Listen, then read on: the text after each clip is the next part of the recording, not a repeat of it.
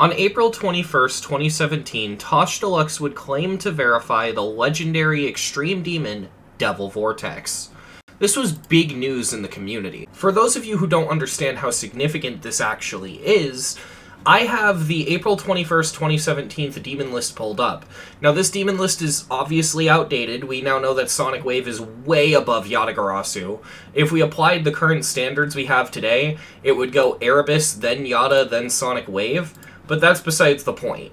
All you need to know is that Yatagarasu, Sonic Wave, Erebus are on the list, Artificial is not. It's fallen off.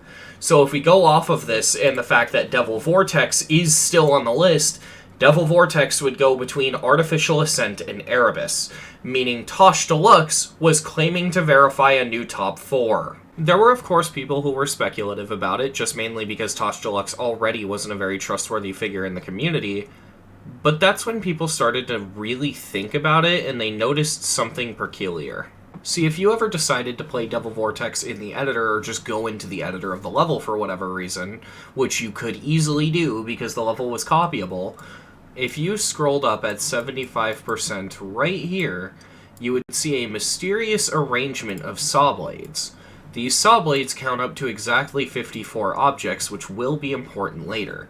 These saw blades seemingly serve no purpose aside of just being samples of the saws used to decorate the level. No one knows why these are here to this day, but it would spark one of the biggest Geometry Dash hacking controversies we have ever seen. Eventually, Nepesta released an exposing video on ToshDeluxe. I can't seem to find the video, I don't know if it's privated, but I can tell you what's in it based off memory.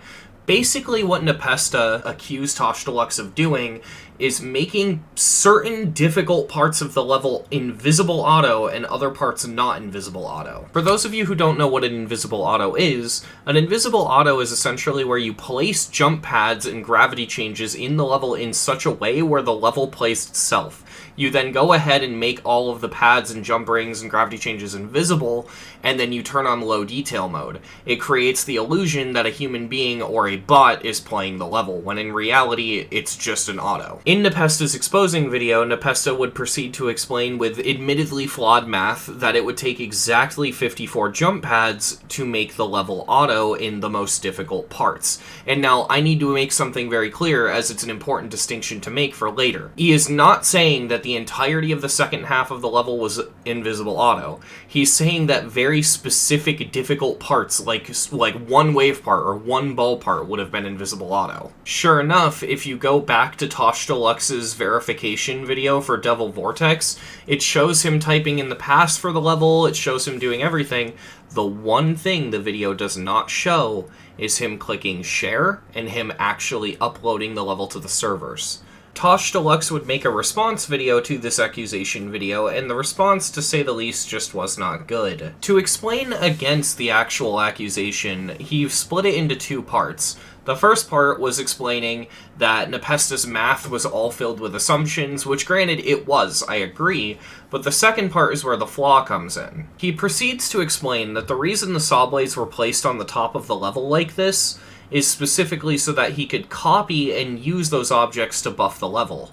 And there are many problems with this statement. So let's say you're making a level and you need to make a custom saw blade.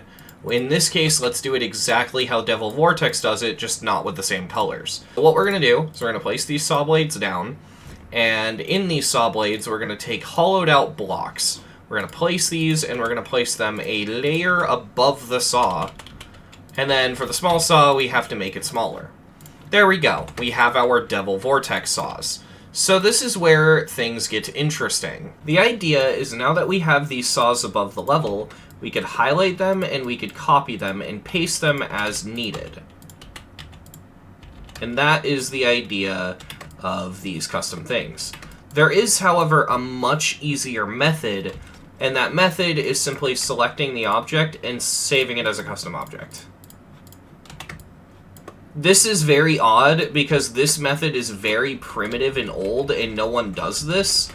This method, with saving the object in here, is much more common and easy to do, as it ends up just being one object that you place in theory. So you might be wondering, what does this actually prove? Okay, so ToshDeluxe used an outdated method for keeping the saws stored somewhere. What does that matter? Well, it matters way more than you'd think. See, what makes it so strange is Tosh didn't just simply place 3 objects like this. Tosh created this f***ing mess of a saw blade pattern. This saw blade pattern is very bizarre because it is ridiculously difficult to just grab one of these saw blades. You have to put a lot of effort into doing this because there are saw blades stacked on top of each other, and it's just overall a big mess. There is something strange I noticed that I've never seen anyone talk about, though. At the top of this big mess of saw blades are 3 saw blades perfectly aligned and easy to copy, which makes this all the more confusing, because all Tosh had to do is have these saw blades and no other ones, and this would actually probably have made sense. But why are these here? Why are there 48 other saw blades that are really, really hard to copy? Because if it was just this, Tosh's explanation would make sense. But these are completely unnecessary. Some of these saw blades aren't even filled in. Another thing Tosh used to defend himself is that there were unfinished saw blades like this in the level, which is true. There are. However, this becomes even more baffling when he continues to speak, because the rest of his explanation is just, quote, he didn't finish filling them in. Which again becomes all the more confusing when you go back to the mess at 75, because yeah, these also aren't filled in, but the blocks you need to fill them in are right here. Specifically here and here. This would have been the easiest fix ever. In fact, I just did it for Tosh. If Tosh really did save these objects up here, literally just so that he could copy them and use them to buff the level, he has all of these saw blades to choose from. Why would he specifically choose this one? He could have easily grabbed one of these. It just doesn't make sense. I don't really know what else I would expect from this defense video, though. It's very, very funny that Tosh constantly criticizes Nepesta and everyone else involved in the video for not showing enough evidence or using circumstantial evidence, yet half the time Tosh doesn't show evidence for any of the things he was saying. The majority of all of you have been annoying f***s on Twitter, even harassing me. You guys even made a Discord server to mock me blocking the majority of you. And if I include any screenshots from the Discord chat, people would see what kind of assholes you guys are in the first place. So then show the screenshots, Tosh. Because if you show the screenshots and it proves that they're assholes, then wouldn't you want to prove that they're assholes? That strengthens your point. Why would you not show the evidence you just blatantly stated you have? That makes no sense. The thing is, though, people get really hung up on this saw blade detail, and they never look into the rest of the situation. Later on, a full year later, ToshDeluxe would go and verify the old version of Devil Vortex. And in it is something that is really damning. This wave spam right here is botted. The reason you know it's botted is because if you draw a perfect line under and above the tip of the wave movements here, they align to the pixel, proving that this completion of Devil Vortex was using a macro. The best part is that Tosh never properly addressed this accusation. They just provide this info dump in their final response video, and that's it. But this info dump in and of itself is even filled with misinformation. A lot of it is literally just, Tosh, you botted the level because you can't have perfect wave movements, and then Tosh responds, yes I can. That's entirely possible. However, whenever Tosh isn't doing that, they're posting misinformation like this line here.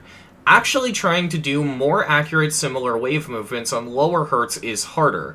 The more hertz you have, the easier you can pull it off. On less hertz, you have less frames, but being consistent on lower FPS and GD isn't as easy as everyone knows. I can prove, without a shadow of a doubt, that this is not true. What I have here is an empty Geometry Dash level with the wave game mode at normal speed. I am playing on 240 hertz, and this is the best I can do for consistent spam.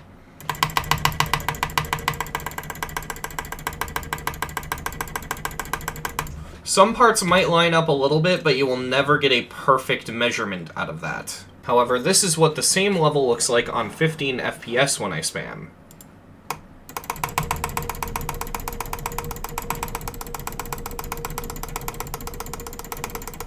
No, I am not using mods. Well, I mean I am, but I'm not using any cheating mods. I did that perfectly legit. That is because 15 FPS creates a lot more consistency. The lower your FPS, the easier it is to do that. The reason this matters is because Tosh is basically stating the opposite of reality at this point. They are stating that the higher the frame rate, the more consistent your spam. It is not that way, it is the other way around. And the reason that matters here is because that was Tosh's big defense against this macro accusation. This means that without a shadow of a doubt, this has to be botted. ToshDeluxe did hack Devil Vortex. This whole situation is bizarre to me. It always will be, because this is still considered an unsolved case in the GD community, and the Demons List still has ToshDeluxe's video as the verification video for Devil Vortex.